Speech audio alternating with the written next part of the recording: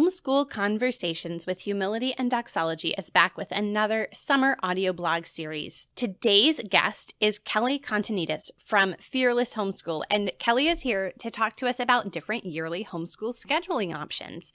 It's perfect as we all start planning for next homeschool year. Be sure to check the show notes for more resources from Kelly, and would you take a moment to subscribe to this podcast? It really helps other homeschool parents find the encouragement and tips you're getting every week in your earbuds.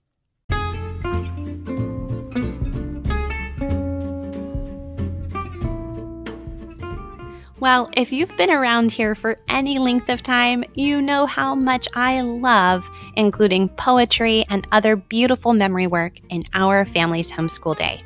But if you've wondered what are the best morning time poems to include, well, I have a free printable for you. Head to humilityanddoxology.com/100 morning time poems, and you'll get to download a list of 100 of my favorites. And then be sure to come back and let me know which ones your family has enjoyed.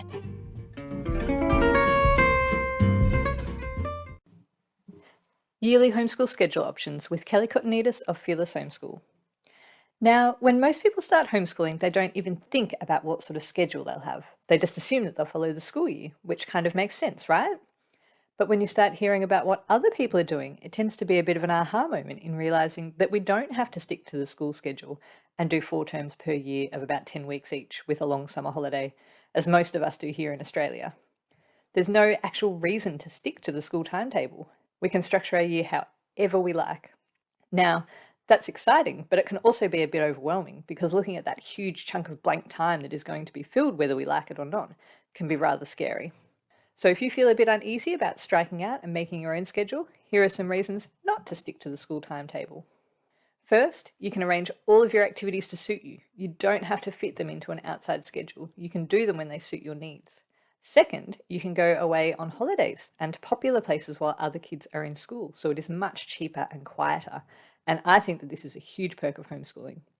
We can go on cheap holidays and we can have the beaches, the museums, the theme parks, all of the popular sites pretty much to ourselves. Many families I know, and this includes ours, stay home more over school holidays because we want to avoid the crowds. Third, kids don't forget their maths or their memory work or their foreign language over a long summer break. And less review when you start up again means less work overall for better results. Fourth reason, and this may be hard to believe if you're struggling at the moment, but if you keep things fun, they won't want a long break. Honestly, that school holiday relief, it doesn't exist in every family. If your kids like what they do, they won't actually want to have 6 weeks or longer off from it. Fifth, you can be spontaneous and you can take advantage of opportunities as they arise because you're creating your own schedule. And finally, but maybe most importantly, you're far less likely to burn out, and that's both you and the kids, because you can keep a slower overall pace and you can have breaks when you need them. Okay, so hopefully those reasons have convinced you that coming up with your own yearly schedule is a great idea. So now I'm going to share a few common and homeschooler tested ideas that work for many families and may be more convenient for you than the standard school year. Now, first up, your option is actually just to follow the school year, which is a bit of a surprise. So I know I just said that you don't have to, but if it works for you, you definitely can. So in Australia, you would have 4 terms a year with 2-week breaks between each term and a longer summer holiday. Now, this can be a great option if one parent is a teacher, or you have some kids at school and some homeschooling, or you interact a lot with schooling families. You're busy while they're busy and you're free when they're free. So it can work in those situations. But if you're not tied to the school system in any way, you'll probably prefer one of the following options. Now, first up is year-round homeschooling. Now, this doesn't mean that you work hard non-stop 5 days a week all year with no holidays. Instead, you potter along all year and you have holidays as you need them. Your children won't forget everything over a long summer break, and you get to keep a much more relaxed pace. This is a fantastic approach if you want to have a more natural learning or interest-led approach, because you generally want to follow your interests all the time, and you don't want to have long holidays for no real reason. When life is learning and learning is life, holidays become a little bit irrelevant, to be honest, because it's difficult to see what you are actually meant to stop doing. I mean, if your kid wants to keep playing their instrument or building their model or continue their month-long science experiment, you don't have to tell them to stop just because it's supposed to be a holiday. So I find that the breaks in this case are more for the parents who really need a guilt-free week to step back and sleep in and have a bit more of a rest. And if you take year-round homeschooling a bit further, you may be doing what's called tidal homeschooling. With tidal homeschooling, you don't have a schedule as such, but instead you follow the natural ebb and flow of learning and energy. Sometimes you're inspired and you're busy and you're getting so much done. You're ticking all the boxes, your Instagram account looks fantastic, and you feel like an awesome homeschooling parent. But at other times you're relaxed, you're not very busy, you're maybe not very productive, and that might be when you start to fret that you're not getting enough done. But in many ways, this quiet time is a recovery time from your previous busy period, and also the incubation time for your next busy period. So I like this concept of tidal homeschooling a lot because it seems to be the way we actually work. Sometimes we get so much done, and other times we feel more relaxed and cruisy. Both states seem to be necessary and balance each other out, and when you look back over the longer term, it's easy to see that overall, a lot is getting done. Alright, so being inspired by year-round or tidal homeschooling is all well and good if you unschool, or if you're a pretty relaxed homeschooler. But if you're a bit more curriculum-based, you probably want to book in some time away from the maths books and history lessons. So this will be time when you don't have a schedule, and you and your children get some unstructured time, and also time when you can book holidays, you can tell people you're free, all that kind of stuff. So you can try a few other options of breaking up your work time. First up is 6 weeks on, 1 week off, plus a longer holiday once or twice a year. This can really help to avoid burnout because of the regular breaks. Alternatively, you can try 4 weeks on and 1 week off year-round. Again, you'll avoid burnout by avoiding long blocks of work because it's pretty easy to get through 4 weeks, and the holiday week seems to come around pretty regularly. Now, these two options may sound a bit slack because you're having weeks off all the time, but when you add up the weeks on, you'll realise that you're doing as many work weeks as school. If you need to mark attendance, you can easily tick off all your required days with both the 6-week and the 4-week work blocks, even if you do choose a more non-traditional weekly schedule like a 4-day work week. And of course, you can come up with any other schedule that suits you.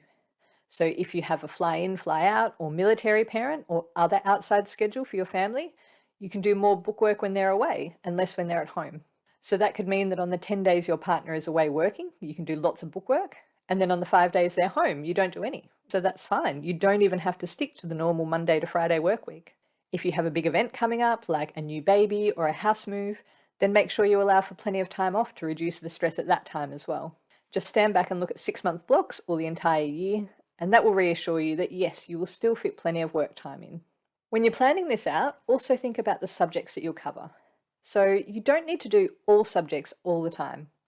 For example, if you decided on a year-round schedule, you can do a 3-month block each of history, geography, health, and logic. If you're doing 4 weeks on and 1 off, you can rotate subjects through the blocks to give you and your kids some variation. So for the first block, do history, the second geography, and so on. Breaking them up like this also allows you to spend more quality time on each one, rather than jumping from subject to subject all week. So you really do have lots of flexibility, so don't stick to a schedule that stresses you out and doesn't work. Feel free to experiment and change things around until you find what works. It will definitely change over time, and that is perfectly fine. So as you get more experience and as your family grows and changes, you are definitely allowed to change your schedule around to fit them. Okay, so what about us? What do we do in our family after 15 odd years of homeschooling with a house full of teens? We're pretty relaxed in terms of curriculum and bookwork. We don't do a huge amount of it, and instead we do a lot of interest-led and project-based learning, which doesn't really feel like work a lot of the time. For us, it all depends on the lifestyle we're living at that time. So when we are in a house and we have a fairly predictable routine, we usually do 4 weeks on and 1 week off. After 4 weeks, we are ready for a break. Now, in those 4 weeks, bookwork has to be done Monday to Friday. I refuse to help out on Saturday or Sunday. So if there's a good reason, like if we've been away for a day or two, I will help out on a Saturday morning, but that's it. And it's the same for the weeks off. They are actually weeks off, and we don't let bookwork creep into them. I find I need that break, so I protect it. And strangely, I found over the years this actually works pretty well. I'm not sure why. Maybe it's a bit of a treat 'em mean, keep 'em keen type of thing. But saying no to a grammar or a history lesson on a week off tends to actually make them more attractive overall. It can be a bit trickier when kids have projects they're enthusiastic about to have time off, but they tend to do those pretty independently. So life is learning for us most of the time, and we don't feel that these things are a chore, so helping out with them usually doesn't feel like a chore either. If it does, I will say so, and we'll work out exactly what they need and when I can help. Usually it's something small like ordering a book or bouncing ideas off me, having a bit of a discussion, looking something up or spending 5 minutes brainstorming, and then they can return to their project and I can return to whatever I'm doing.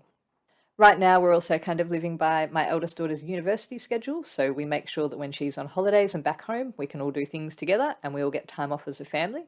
Even if it isn't in our scheduled week off block, we'll just juggle them around a bit. Okay, so that's when we're living in a house, but we travel a lot too and long term. So we have spent over a year at a time with no fixed address quite a few times. Obviously that gives us more unpredictability, but we still tend to find a bit of a rhythm. Because we slow travel, we organise as we go and we're pretty relaxed about it. So it is very different to only having 5 days in a place and spending them in a frenzy, cramming everything in before we go on to the next quick stop. We tend to spend as long as we want in an area, which can be a month. When travelling in a caravan in Australia or in Airbnbs overseas, we are pretty random and we don't really have a schedule, which is my preferred way to operate. We have to take advantage of opportunities in each area. And if we're somewhere that has lots to do, I'm not going to spend days cooped up working through a curriculum that we can do absolutely anywhere. We're going to be going out exploring, visiting museums and castles, hiking and experimenting with the local food, all of the things that come our way. A bookwork is put aside for experiences and we have no real schedule at all. However, we always keep reading, playing games, doing our hobbies, maintaining our Duolingo streak, all that kind of stuff. But when we're having quiet weeks or days, we'll spend a bit of time doing bookwork and curriculum-related activities. And we find we need those regular quiet times when we're travelling. Otherwise, we get burnt out and travel fatigued, and we don't appreciate the fantastic things around us. And those times are when we return to the rhythm and routine of more traditionally academic activities. And that brings me to my most important point, scheduling time off. So I know this from personal experience that it can be really, really hard as a homeschooling parent to switch off. And you may have noticed that when I was talking about our schedules that we have built-in time for that, we actually have non-negotiable time off. So we don't do bookwork on the weekends and we have regular weeks off.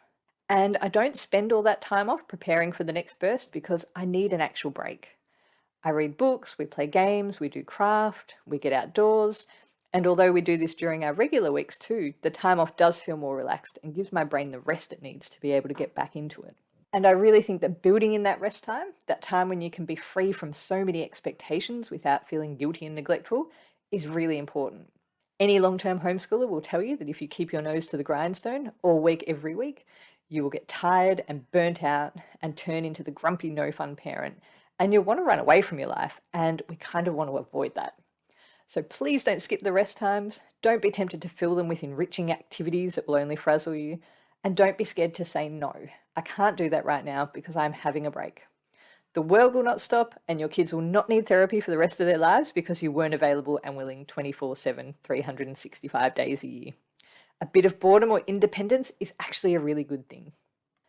So I hope that has been helpful, and if you would like help setting up your yearly schedule, I go through it step by step in my course, Zero to Homeschool, and I show you how to fit your curriculum and other activities into your chosen schedule as part of many other setting up homeschool type of activities. So if you're interested in structured help, there's a link in the show notes. All right, so head off, print out a yearly calendar and start blocking out your time. I would love to hear what you come up with. Please feel free to email me pics and details or tag Fearless Homeschool on social media. Thanks so much for joining me and happy homeschooling.